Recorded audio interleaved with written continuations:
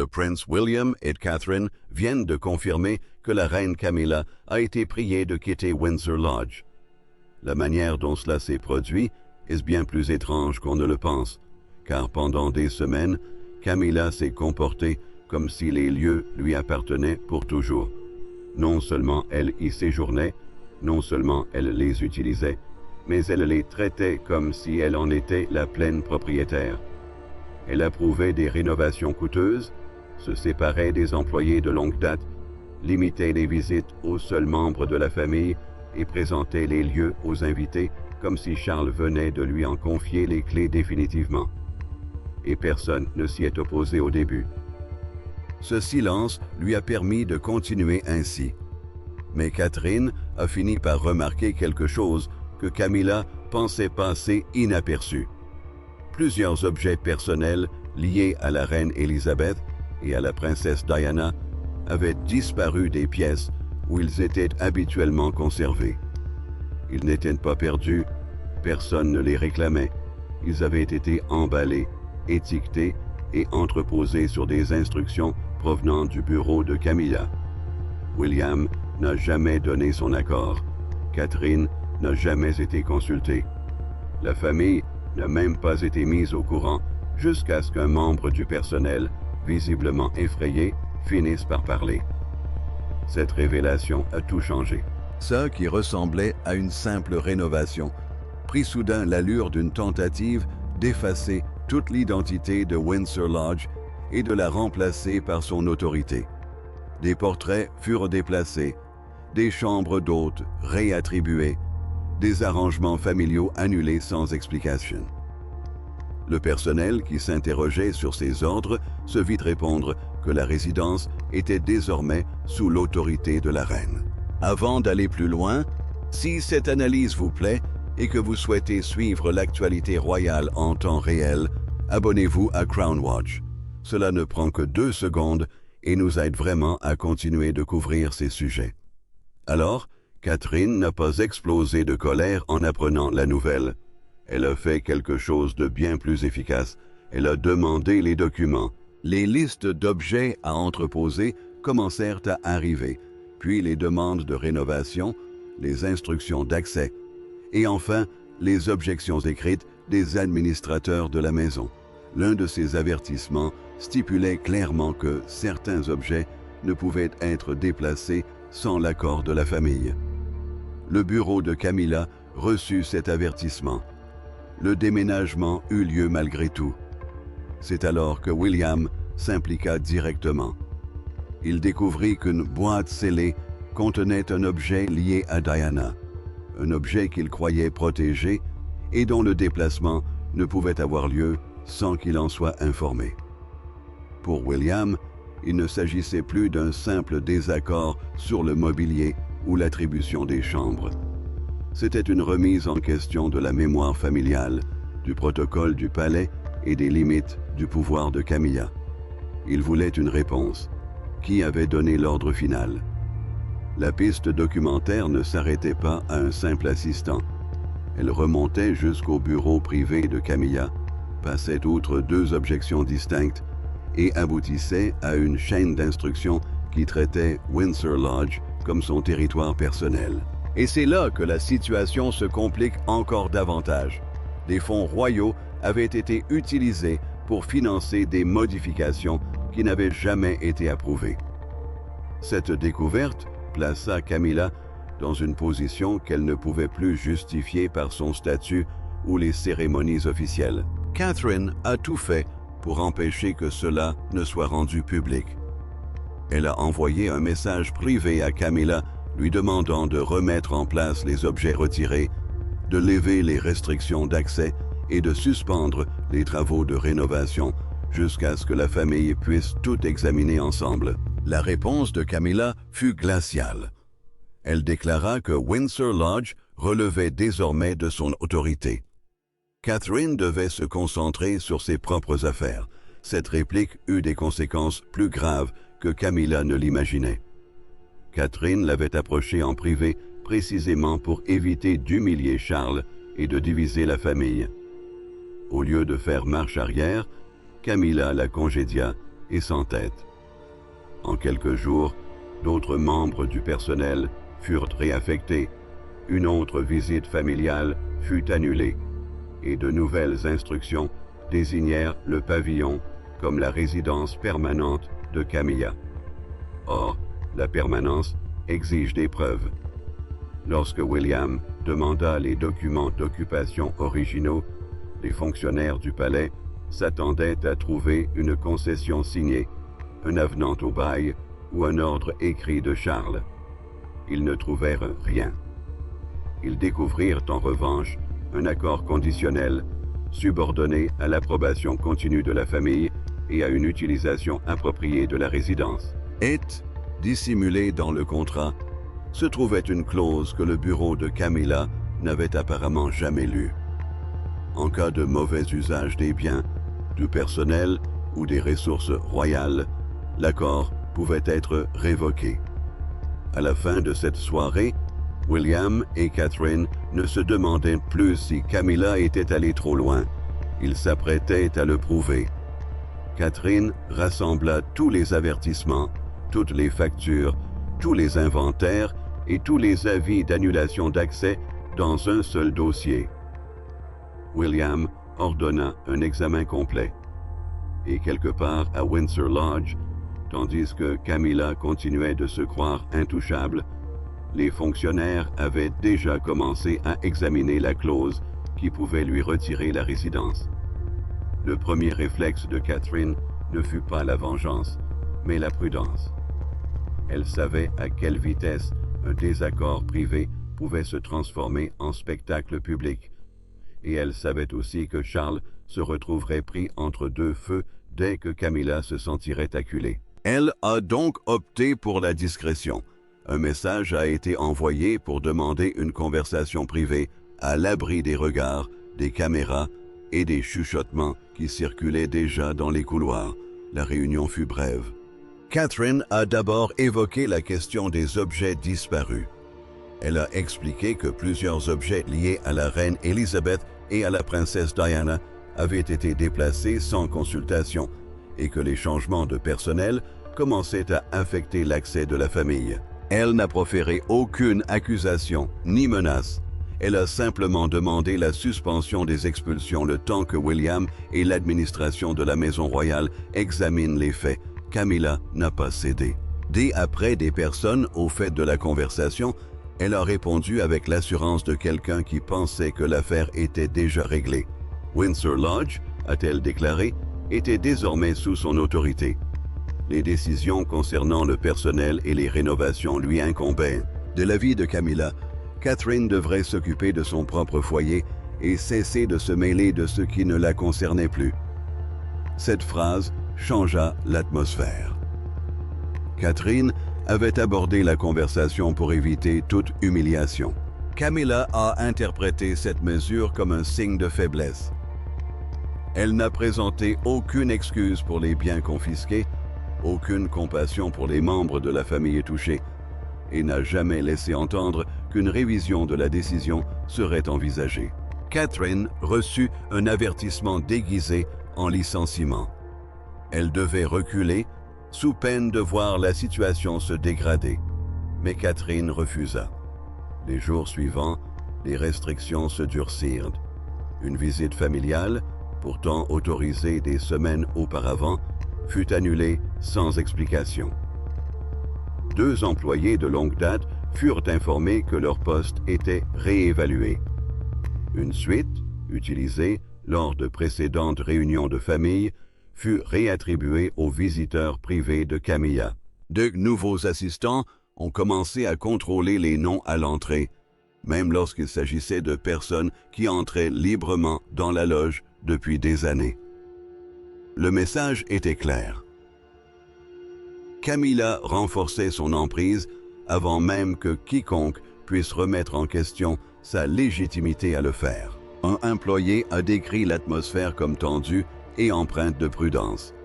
Les membres du personnel ont cessé de parler ouvertement dans les espaces communs. Les instructions sont parvenues oralement, puis ont été répétées par messages privés qui ont disparu des canaux administratifs habituels. Certains employés ont obéi par crainte de perdre leur emploi. D'autres ont discrètement commencé à en conserver des copies. Catherine a fait de même. Chaque annulation a été consignée. Chaque changement de personnel était daté. Chaque demande d'accès était placée à côté de la réponse reçue. Elle rassemblait les listes de stockage, les notes de rénovation, les consignes de sécurité et les noms des personnes chargées de chaque changement. Ça qui avait commencé comme un désaccord familial prenait des proportions démesurées. Puis, un ancien employé du Lodge a révélé un détail qui a impliqué directement William dans le conflit. Isaïe, les rénovations n'étaient pas financées uniquement par le bureau privé de Camilla. Les factures ont révélé que des ressources de la Maison royale avaient été utilisées pour des modifications qui n'avaient jamais reçu l'approbation finale. Les paiements étaient rattachés à des codes d'entretien suffisamment vagues pour éviter une intervention immédiate. Le mobilier neuf était présenté comme un remplacement nécessaire. Les travaux de décoration figuraient dans la catégorie entre entretien structurel. Le personnel affecté aux fonctions officielles était réaffecté aux affaires privées de Camilla. La question du goût n'était plus d'actualité. C'était une question d'autorité. Quand on a montré les documents à William, il n'a pas réagi avec la colère que Camilla aurait pu attendre. Il se tut. Il lut chaque page. Il demanda qui avait approuvé les paiements, qui avait réaffecté le personnel et qui avait autorisé le stockage d'objets liés à Diana. Chaque réponse le ramenait au même endroit, le bureau de Camilla. William demanda alors les documents originaux régissant Windsor Lodge. Pas un résumé, pas une explication d'un assistant, les documents originaux. Il voulait l'acte de propriété, les conditions d'occupation, les conditions de financement et tous les avenants. Les administrateurs du palais se mirent à la recherche. Au départ, dans l'entourage de Camilla, on supposait que l'examen confirmerait ce qu'elle avait dit, que Charles lui avait donné de larges pouvoirs, que sa position était assurée, que William pourrait s'y opposer, mais ne pourrait rien annuler sans défier ouvertement le roi. Puis, un archiviste a découvert une mention enfouie dans le dossier de résidence. Le libellé ne mentionnait pas de propriété permanente. Il ne s'agissait pas d'un bail sans restriction accordé à Camilla. Il était question d'un accord familial conditionnel, subordonné à l'approbation continue et à l'usage approprié du bien. Et en dessous se trouvait une autre référence, une clause distincte. Cette clause ne concernait pas la décoration. Elle portait sur l'abus, les dépenses non autorisées, l'accès restreint,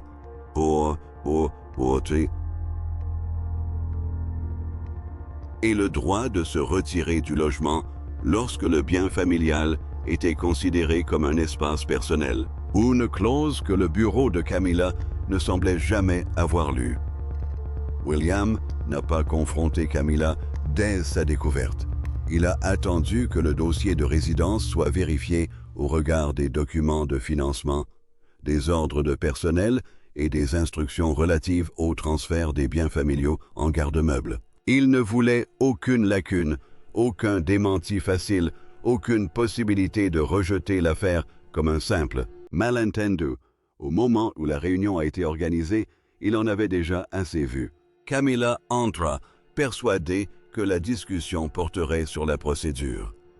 William lui fit clairement comprendre qu'il s'agissait de conduite. Il déposa les documents devant elle, un à un. Les visites annulées, les employés réaffectés, les frais de rénovation, les restrictions d'accès, l'ordonnance de stockage des affaires de Diana. Puis il posa la question qu'elle avait éludée. De quel droit? Camilla ne répondit pas par un document. Elle répondit avec assurance. Elle expliqua que la résidence avait été mise à sa disposition, que la maisonnée comprenait sa position et que Charles n'avait aucune objection au changement. À ses yeux, cela suffisait. L'approbation du roi n'avait pas besoin d'être consignée par écrit à chaque changement de personnel ou modification d'une pièce. William n'était pas d'accord. Il lui rappela que Windsor Lodge n'était pas une récompense privée. Le lieu était chargé d'histoire familiale, de frais officiels, d'objets protégés et d'arrangements impliquant plusieurs maisons. Un accord verbal ne pouvait effacer les conditions écrites ni justifier le déplacement de biens liés à sa mère sans l'en informer. C'est alors que Camilla a changé de stratégie.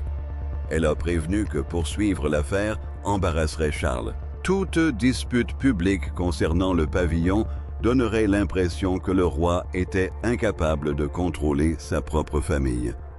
Cela ferait les gros titres, exacerberait les tensions et soulèverait des questions quant à la véritable autorité à Windsor. L'avertissement était délibéré. William l'avait compris. Il recula et la famille évita un incident. S'il continuait, on l'accuserait d'en avoir provoqué un. Il persista. William a ordonné un examen de toutes les décisions prises depuis que Camilla a commencé à considérer le lodge comme sa résidence personnelle. Les autorités ont reçu pour instruction d'examiner l'occupation des lieux, la sécurité, le personnel, les dépenses, l'entretien, l'accès des invités et le retrait des effets personnels. Rien ne serait accepté sur la seule base de la réputation. Chaque allégation devait être prouvée. Catherine se retrouva au cœur de cette enquête. Elle avait conservé les objections écrites des responsables de la maison. Certains avertissaient qu'on ne pouvait licencier du personnel de longue date sans consultation. D'autres remettaient en question les comptes d'entretien utilisés pour des modifications privées.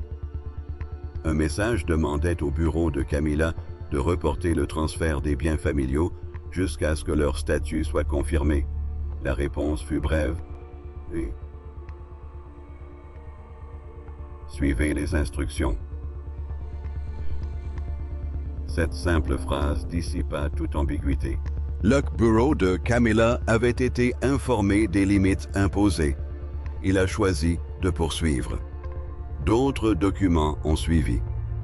Une note de sécurité révélait des noms liés à la famille de William figurant sur une liste d'accès restreint. Une note interne décrivait que des pièces autrefois réservées aux visites familiales étaient désormais sous la responsabilité exclusive des collaborateurs de Camilla. Une facture incluait des travaux demandés avant approbation.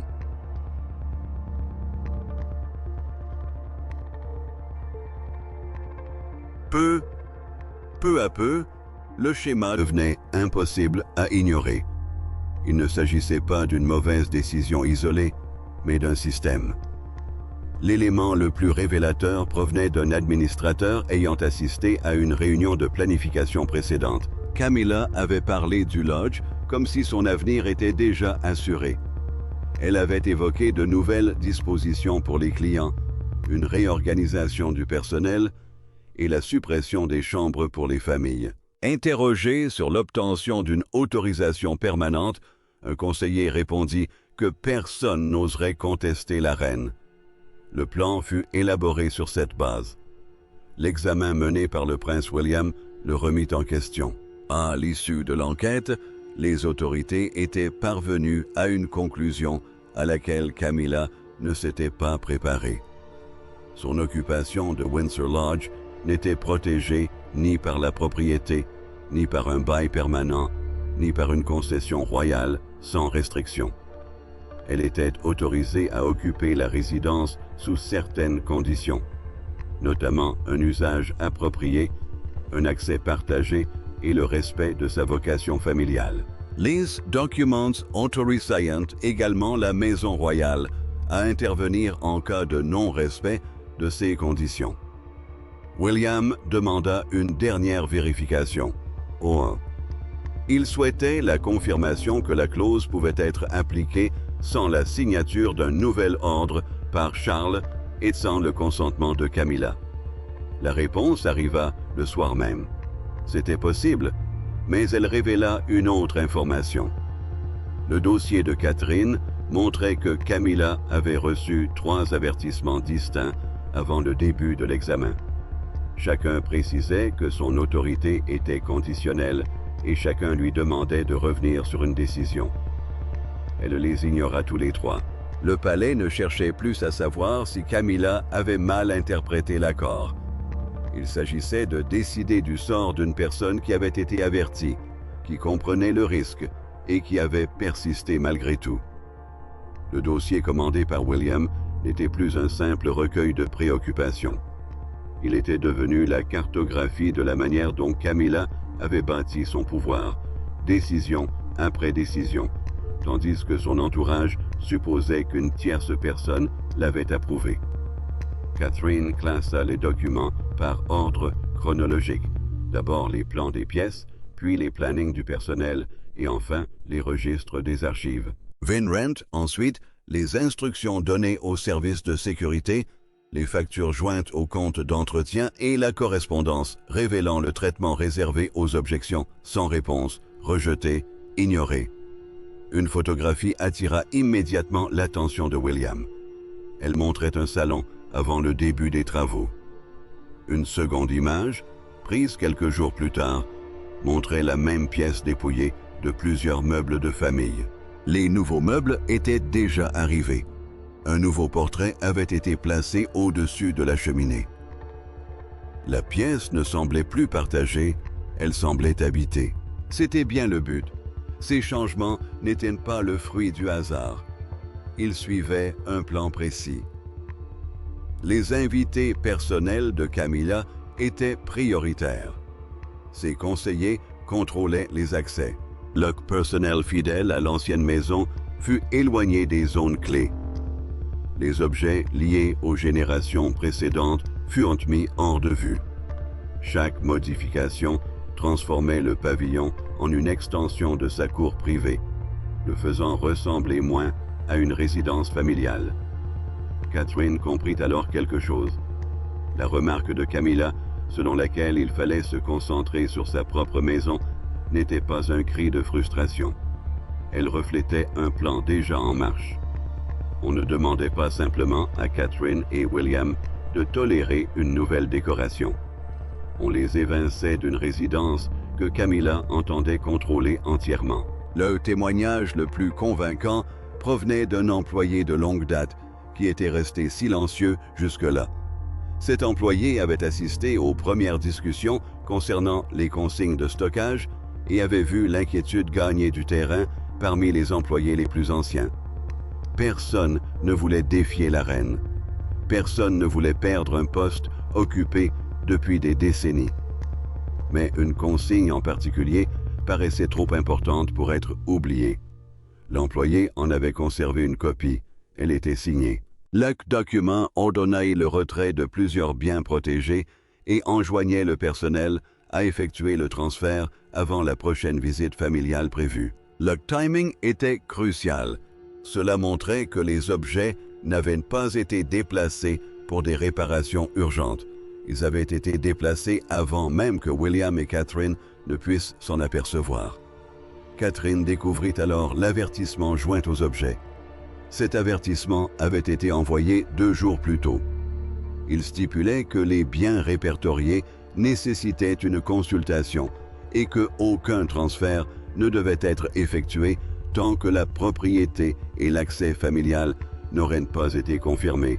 L'ordre de les retirer est arrivé ensuite. Le cabinet de Camilla savait que cette découverte mettait fin à la dernière explication crédible selon laquelle le différend était né d'une confusion. L'ordre n'était pas passé inaperçu dans un service surchargé. Il avait été émis après que le risque ait été expliqué par écrit. L'atmosphère au sein de l'équipe d'examen changea.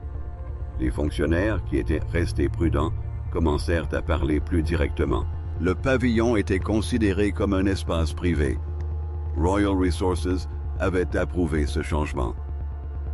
L'accès de la famille avait été suspendu. Malgré tout, les représentants de Camilla tentèrent une dernière défense. Ils affirmèrent que Charles avait donné son accord verbal. Cette allégation a contraint l'enquête à son stade le plus délicat. Les fonctionnaires ont recherché le moindre élément susceptible de la corroborer. Une lettre signée, un avenant au bail, un mandat royal, une note du secrétaire particulier du roi, voire une entrée de journal confirmant que l'octroi d'une autorisation permanente avait été évoqué. En vain. Charles avait peut-être autorisé Camilla à utiliser le pavillon, mais cela ne valait pas propriété. Il savait peut-être qu'elle souhaitait des changements, mais cela ne prouvait pas qu'il avait autorisé le retrait de biens protégés, l'utilisation des fonds de la maison royale ou la restriction des visites familiales. Des paroles prononcées en privé ne pouvaient effacer les conditions acceptées par écrit.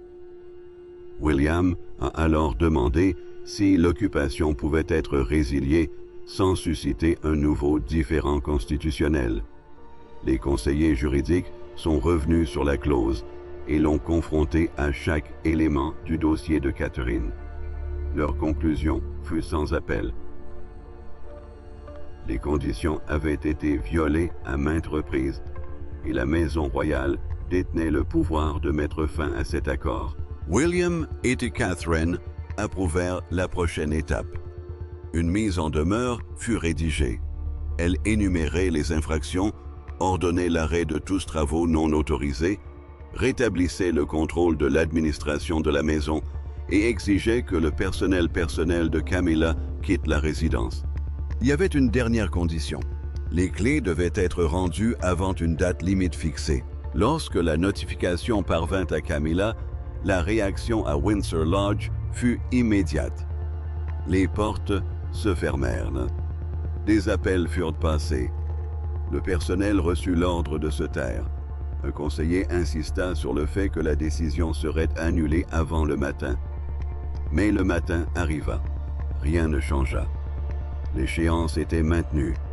Et tandis que le cabinet de Camilla cherchait une personne disposée à empêcher la passation de pouvoir, les responsables du palais préparaient déjà les inventaires, les autorisations d'accès et un plan de sécurité pour la remise des clés. Pour la première fois, la question n'était plus de savoir si elle partirait, mais comment elle réagirait. L'échéance arriva sous les grilles de Windsor et le véhicule qui franchit le portail n'appartenait pas à Camilla. Il transportait 2 membres du personnel de la Maison royale, un responsable de la sécurité et l'équipe chargée de superviser la passation de pouvoir. Aucun photographe n'attendait à l'extérieur. Aucune annonce n'avait été préparée. Le palais souhaitait que la transition se déroule discrètement avant que les rumeurs ne prennent de l'ampleur et ne deviennent incontrôlables. À l'intérieur du pavillon, les aides de Camilla s'activaient. Des dossiers personnels disparaissaient des bureaux. Des housses à vêtements étaient descendues par l'escalier principal. Des photographies encadrées, enveloppées dans du tissu, furent placées à côté de boîtes étiquetées. Un assistant s'affairait d'une pièce à l'autre, vérifiant tiroirs et placards à l'aide d'une liste confidentielle. Un autre, posté à l'entrée, exigeait de savoir qui avait autorisé les fonctionnaires à entrer avant que Camilla n'ait terminé son entretien avec Charles. La réponse figurait dans la notification. L'autorité était revenue à l'administration de la Maison royale à la date butoir. Dès lors, aucune pièce ne pouvait être fermée à l'inspection, aucun objet ne pouvait sortir sans avoir été contrôlé, et aucun membre du personnel privé de Camilla ne pouvait rester après la passation de pouvoir final. Les officiels n'ont pas protesté. Ils ont lu les conditions et ont commencé. Ce calme n'a fait qu'envenimer la situation. Camilla s'attendait à une résistance qu'elle aurait pu transformer en indignation. Élever la voix lui aurait permis de crier au manque de respect. Une confrontation publique aurait donné à William une image d'imprudent. Au contraire, chaque mouvement était mesuré. Chaque boîte était répertoriée. Chaque porte était ouverte avec une autorisation écrite. La procédure ne lui offrait aucun élément perturbateur. Puis, la première dispute éclata. Un ensemble de cadres en argent avait été placé parmi les effets personnels de Camilla, mais l'inventaire les mentionnait comme faisant partie de la collection de la loge. Son aide de camp insistait sur le fait qu'il s'agissait de cadeaux. Les fonctionnaires demandèrent des documents, aucun ne fut fourni, les cadres restèrent sur place. Un bureau suivit, puis 2 tableaux, puis un cabinet contenant de la correspondance d'une ancienne maison royale. À chaque fois, la même règle s'appliquait. Les biens personnels pouvaient sortir, les biens familiaux non. Pièce après pièce, la frontière que Camilla avait ignorée se rétablissait. William et Catherine étaient absents. C'était délibéré. Leur absence empêchait Camilla de faire de la passation de pouvoir un spectacle personnel. Pourtant, leur autorité transparaissait dans chaque document posé sur la table. Les archives de Catherine avaient révélé une tendance. L'examen mené par William avait activé la clause. Les fonctionnaires exécutèrent alors la décision qu'aucun d'eux n'avait l'intention de revenir. Camilla entra finalement dans le hall d'entrée avant midi. Elle garda d'abord son calme. Elle demanda à voir le haut fonctionnaire, s'enquit du calendrier et affirma que la résidence ne pouvait être libérée tant que les discussions avec le roi étaient en cours. Le fonctionnaire répondit qu'une discussion familiale ne suspendrait pas l'avis d'expulsion. Le délai était expiré, l'occupation avait pris fin. C'est alors qu'elle craqua. Camilla accusa Catherine d'avoir orchestré cette humiliation dès le départ. Selon elle, les questions concernant le personnel et le stockage n'étaient que des prétextes destinés à affaiblir sa position et à la faire passer pour une intruse. Puis, elle reporta sa colère sur William. Il instrumentalisait le souvenir de Diana, affirma-t-elle, pour punir quiconque le contestait. Un silence de mort s'installa dans la pièce. La réponse de William était déjà inscrite dans les instructions de passation de pouvoir. Cette destitution n'était pas une punition pour des raisons personnelles. Elle faisait suite à des violations répétées concernant l'accès, le personnel, les dépenses et les biens familiaux protégés. Aucune accusation ne pouvait changer les faits. Camilla rejeta cette explication. Elle a exigé qu'un salon privé reste scellé jusqu'à ce que Charles décide personnellement de son statut. Son assistante a sorti une clé différente et a refusé de la ranger avec les autres. Pendant plusieurs minutes, tout s'est arrêté. Le responsable de la sécurité a vérifié l'avis. Le haut fonctionnaire a ouvert le planning d'occupation complet. Toutes les chambres du lodge y étaient répertoriées. Il n'y avait aucune exception privée, aucune suite réservée et aucun droit d'accès subsistant après la résiliation du contrat. Le dernier argument s'est effondré. On a dit à Camilla que garder la clé équivaudrait à refuser de la remettre. L'agent ne l'a pas menacé. Il a simplement indiqué la suite des événements. La sécurité ouvrirait la pièce, en inventorierait le contenu et consignerait que la clé n'avait pas été rendue volontairement. L'aide-soignant a regardé Camilla. Elle a hoché légèrement la tête. La clé était posée sur la table. En fin d'après-midi, les véhicules personnels étaient prêts. Le personnel de Camilla est parti par étapes, sous le regard des officiels qui vérifiaient chaque colis par rapport à l'inventaire. Les derniers cartons ont été chargés.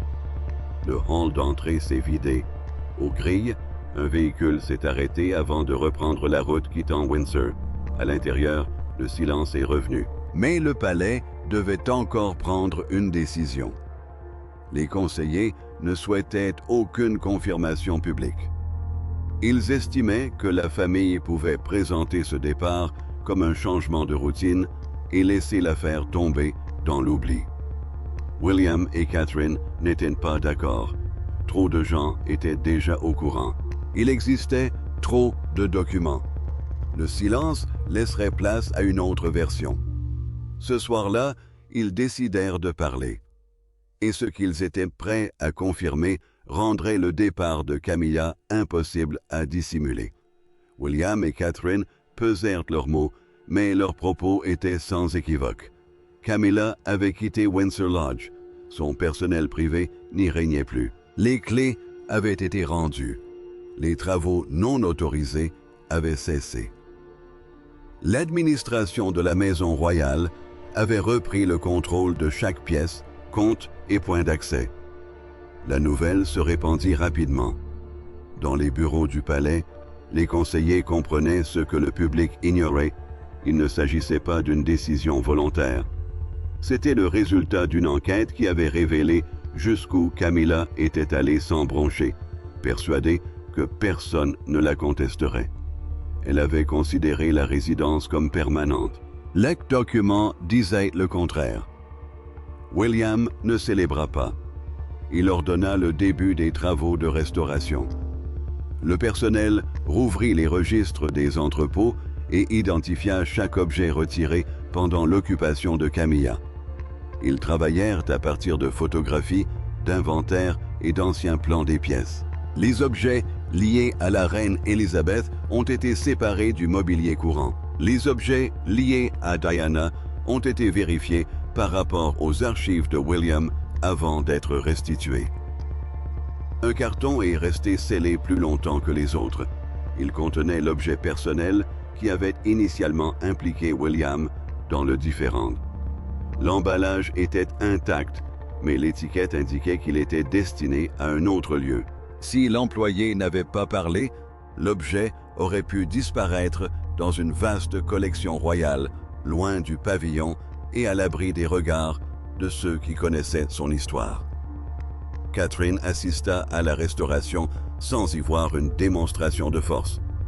Pour elle, il ne s'agissait pas de s'approprier un logement appartenant à une autre femme, mais de fixer des limites. On ne pouvait s'approprier un bien commun par simple confidence. On ne pouvait effacer les souvenirs de famille d'une pièce sous prétexte qu'il mettait quelqu'un mal à l'aise. L'autorité a imposé des limites, même lorsque la personne chargée de les tester portait une couronne. Cette leçon a été consignée. Les employés de longue date qui avaient été licenciés ont été contactés. Certains se sont vus proposer leur ancien poste. D'autres ont été sollicités pour participer à la reconstruction du foyer.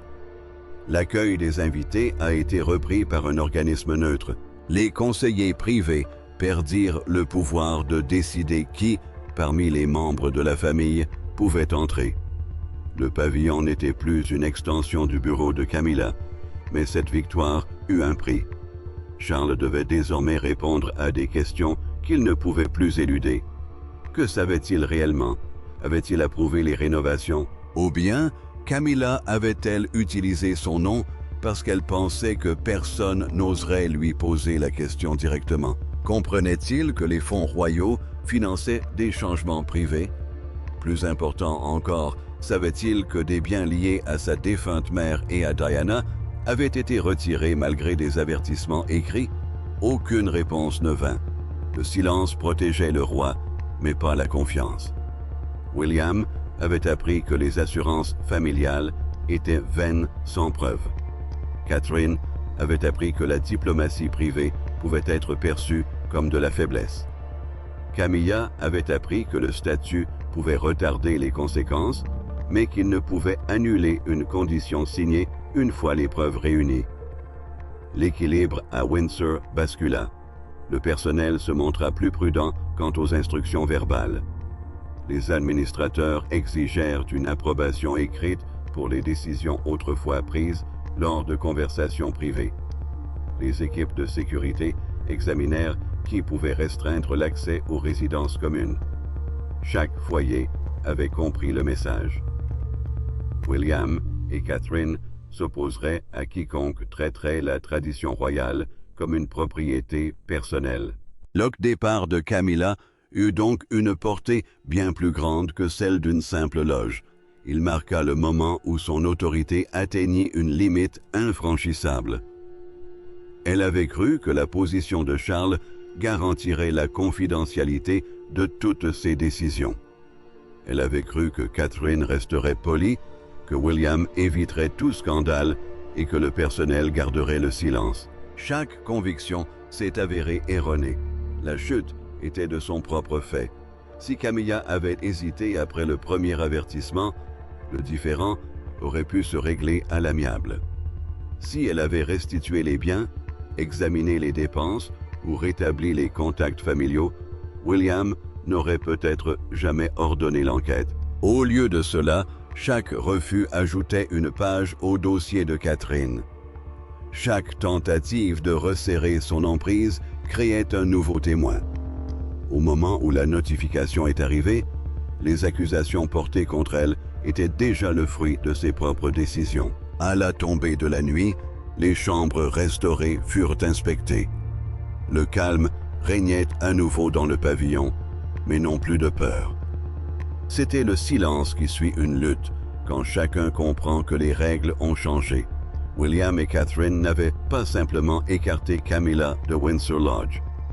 Ils lui avaient montré qu'invoquer Charles ne suffirait plus et que la prochaine confrontation pourrait être bien plus grave.